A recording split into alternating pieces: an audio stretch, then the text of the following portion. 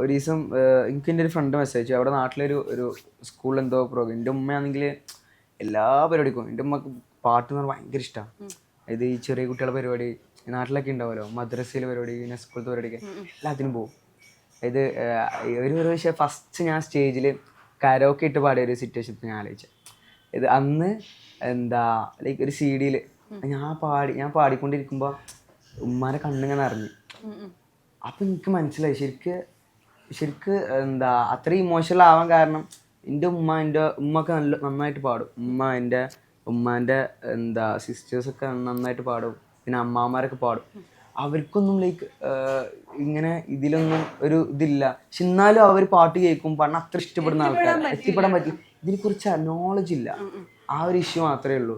അതായത് ഇതിനെക്കുറിച്ച് ഇതെങ്ങനെയാണ്, അല്ലെങ്കിൽ ഇത് പാട്ട് പഠിക്കുക, അല്ലെങ്കിൽ ഇൻസ്ട്രുമെൻറ്റ്സ് ഇങ്ങനെയൊക്കെ ഉണ്ട്, ഇതൊന്നും അവർക്ക് അറിയില്ല. ആ ഒരൊറ്റ കാരണം കൊണ്ട്. അപ്പം ഞാനൊക്കെ അങ്ങനെ സ്റ്റേജിൽ നിന്ന് പാടുമ്പോൾ അവർക്ക് അത്രയും പ്രൗഡാണ്. പിന്നെ ഇന്നലെ എൻ്റെ ഒരു ഫ്രണ്ട് ഉമ്മാനോട് ഇങ്ങനെ സംസാരിച്ചെന്നാണ്. അപ്പോൾ അവൻ ഇപ്പോൾ ഇവിടെ ഒന്നും ഇല്ല, പുറത്താണ്. എന്താ ഇപ്പോൾ പ്രോഗ്രാംസും കാര്യങ്ങളൊക്കെ കാണാറുണ്ട് അവൻ്റെ. എന്താ അപ്പോൾ ഉമ്മ ഇങ്ങനെ ഭയങ്കര എക്സ്പ്രസ് ചെയ്ത് സംസാരിച്ചു. ഭയങ്കര എൻ്റെ ഉമ്മാൻ്റെ മുഖത്തുണ്ട് ഈ ആ സക്സസ്സിൽ എത്തി എന്നുള്ളത്.